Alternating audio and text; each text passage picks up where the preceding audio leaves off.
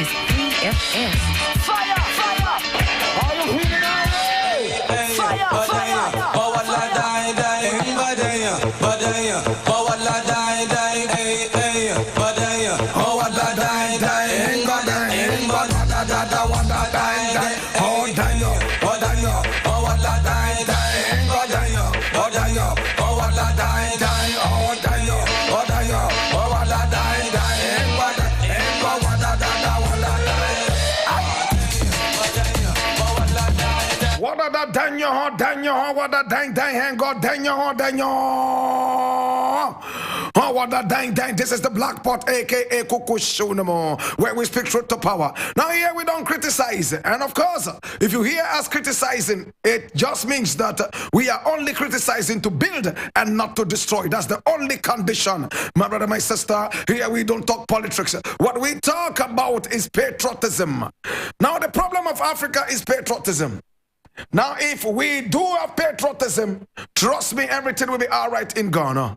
Everything will be all right in Africa.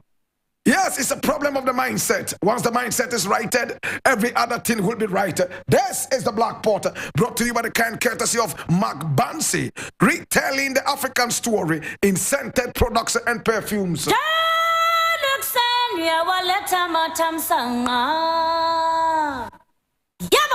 This is the Black Pot in the service of God and country, and I'm most excited to be with you, my brother, my sister.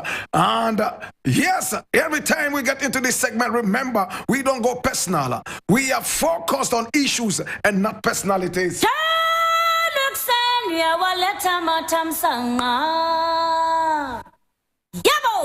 Now, the very first story I'm looking at today is taken from my own 3news.com. It's the most authentic source of news online. 3news.com. It says only people with bad intentions support secret ballot.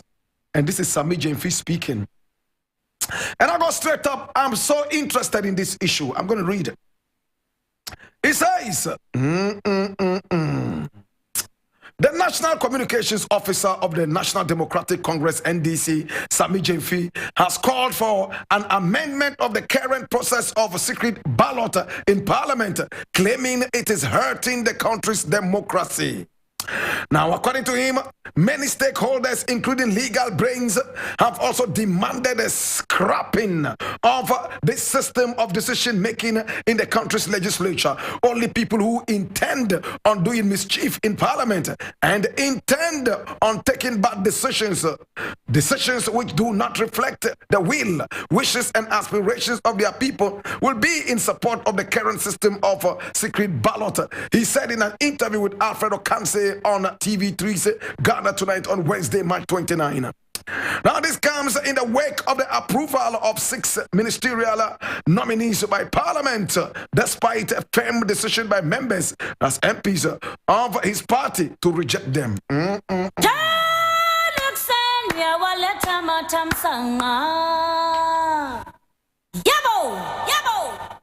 My brother, my sister, I agree with Sami Jemfi.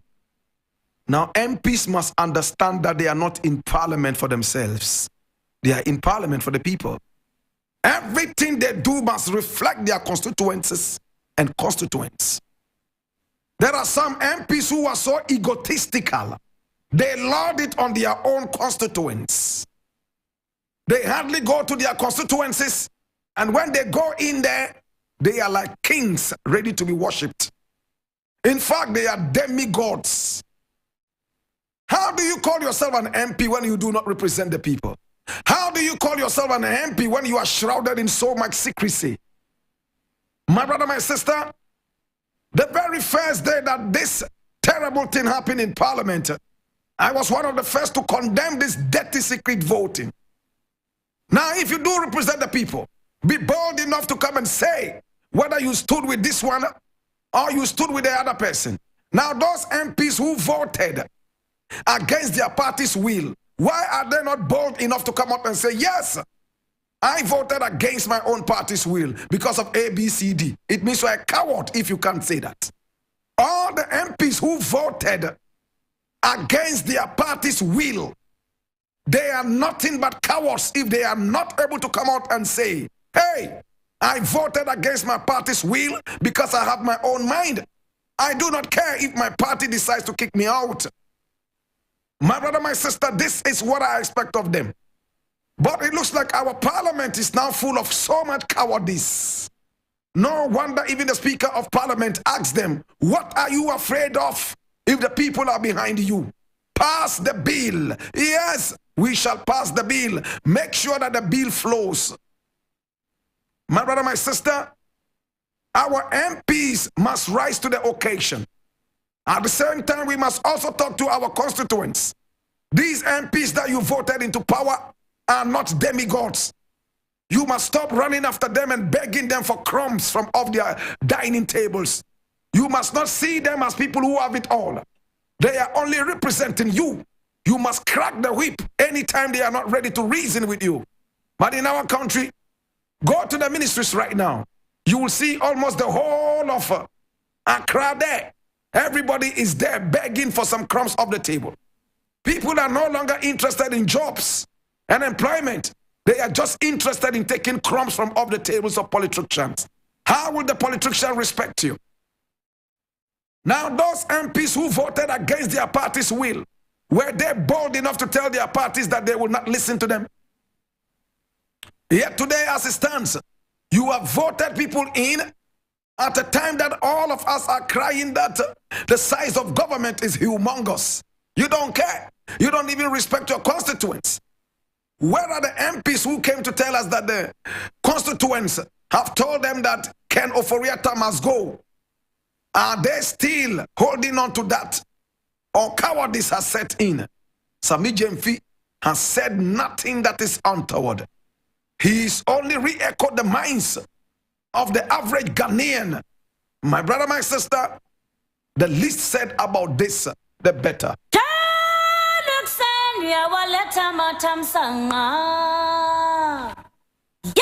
Now, related to this is this thing that I'm reading from Peace FM online. And it says, Anas versus Ken Ejapon. True anti-corruption crusaders don't hide behind masks. Martin Amidou writes, and I read, Pioneer Special Prosecutor Martin Amidou has commented on the recent dismissal of a defamation suit brought against Member of Parliament for Asin Central, Kennedy Ohini Ejapon. Now, the suit was brought by investigative journalist and lawyer Anas Armiyao Anas, who was seeking damages to the tune of 25 million Ghana cedis. Amidou, in a lengthy analysis after reading the 64-page ruling, made copious remarks about the decision, touching early on the manner in which Anas went about filing the case and choosing to give evidence. He observed how Anas knowingly and voluntarily caused his action to be commenced by one Listowel Barkerson on behalf of Anas Armiyao Anas as a plaintiff via a power of attorney authorizing Barkerson to bring the action in the name of the plaintiff Anas Armiyao Anas on the 18th of June 2018. Now, sequel to the filing, the writ of summons was amended on the... Well, I'm not interested in all this, you know. Listen, man.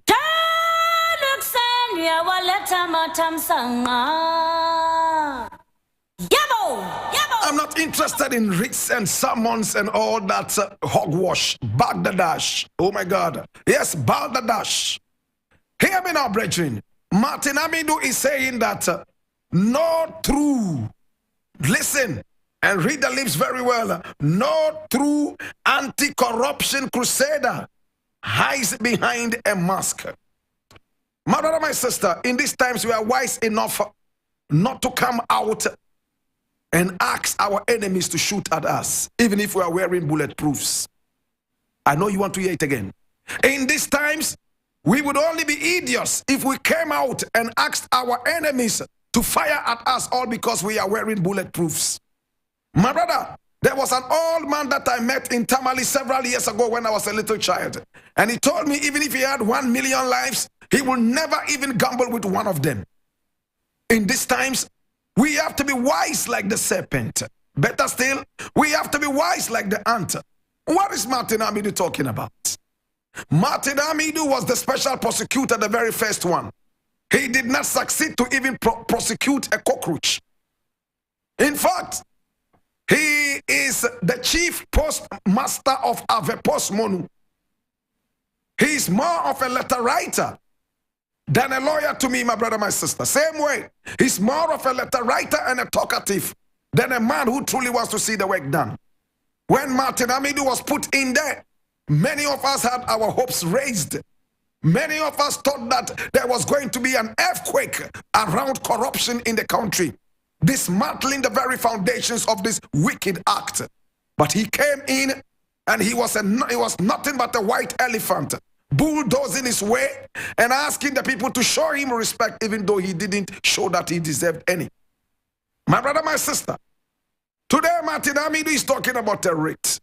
Now let us look at the content of what he's saying rather than what he came to do years back. Hear me now. Martin Amidu ran out of office like a pregnant toad in the broad daylight. All because he said the president of the Republic of Ghana was the mother serpent of corruption and was not giving him enough room to operate. Now your junior colleague is in office. If we haven't seen anything at all, we have seen a couple of prosecutions that he has done and succeeded. You couldn't even prosecute a cockroach, let alone a lizard or a bandicoot. Today, as it stands, Martin Amidu is saying that if you want to fight corruption, then you must come with an open face. No, we will not do that. I want to remind Martin Amidu, with all respect, my own uncle, of this powerful African saying. I quote, "A roaring lion does not catch any game." You want to hear it again? A roaring lion does not capture or catch any game. What does it mean? The lion is the king of the jungle, yes.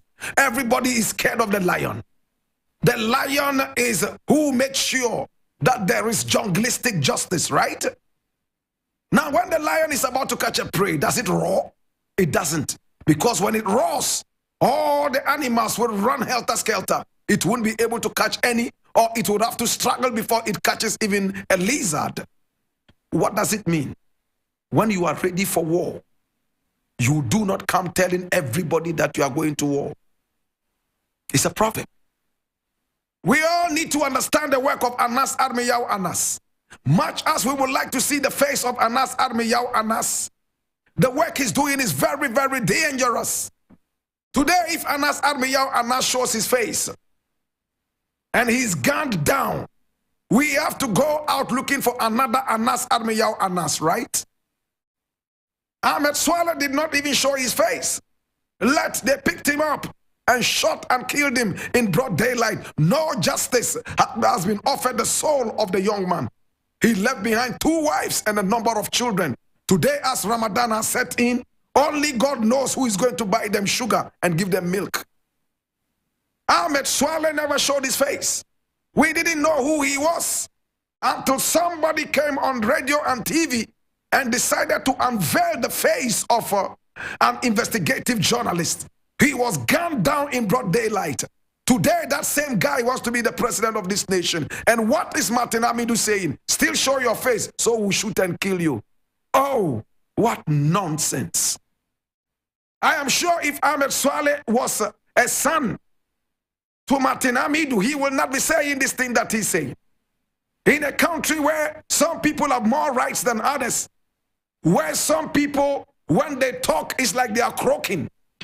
Yet when others are even whispering, it comes out as if they are roaring. Hey, I'm speaking tongue-in-cheek. Black Rasta, be careful. Don't use too much tongue-in-cheek and proverbs. Many people may not understand. I will repeat it. I said in a country where when we all are talking, some are seen to be croaking, whilst others are seen to be roaring.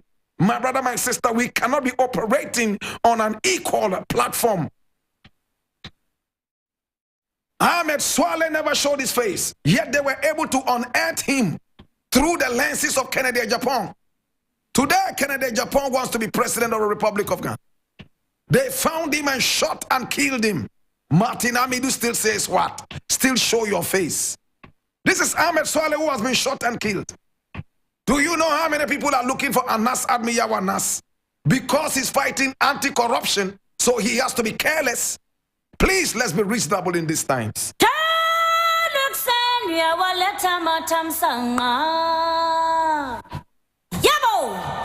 My brother, my sister, another thing I want to look at, and I need to crave your indulgence to follow me quietly and nicely.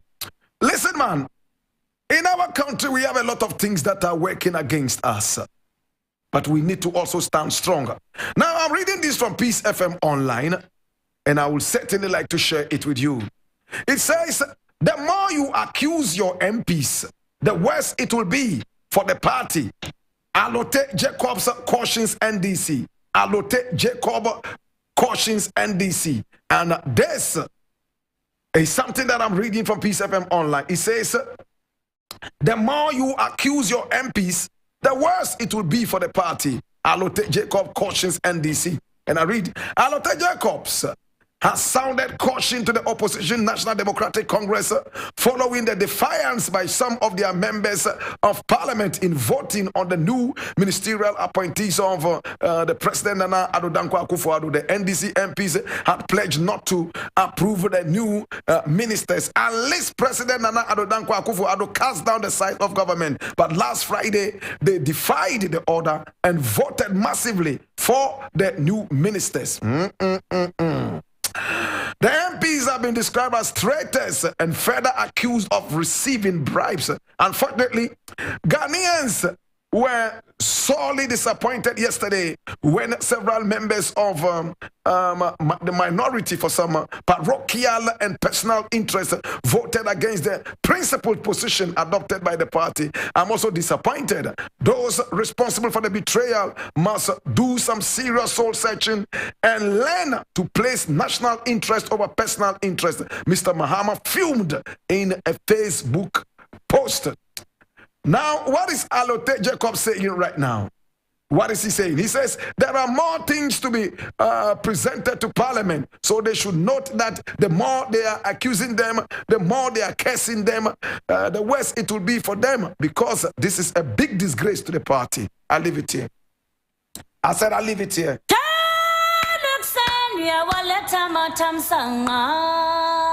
Hear me now.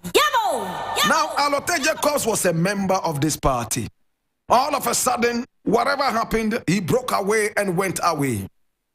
Today, what he's saying is that leave the MPs who voted against the principled position of the party alone, so that you can count on them another day to come and help you.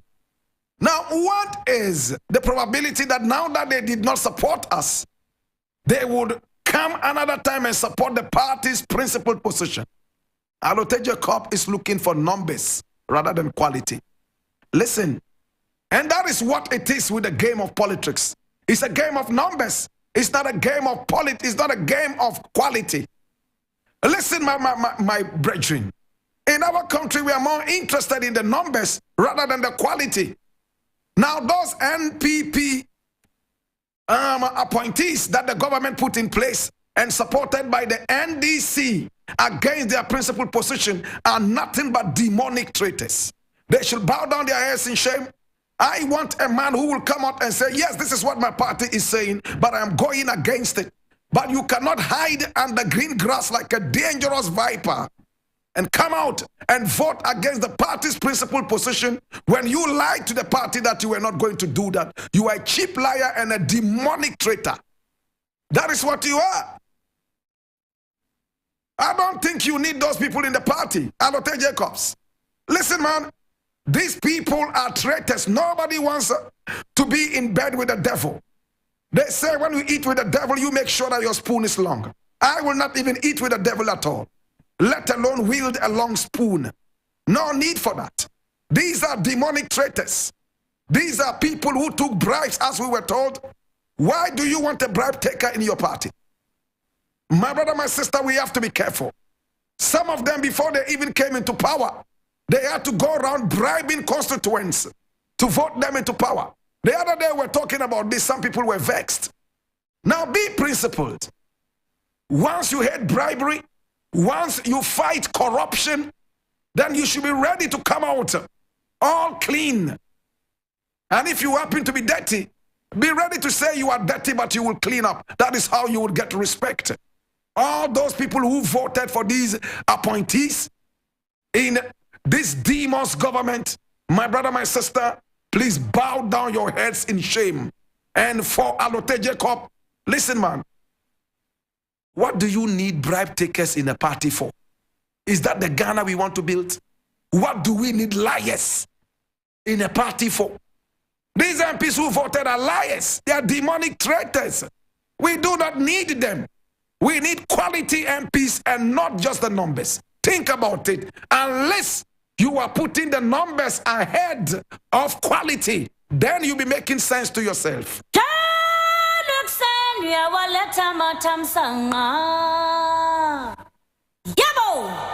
Well, my name is Black Cross, and I want to say thank you so much. I do appreciate you and I do love you. I am about to wind up on this.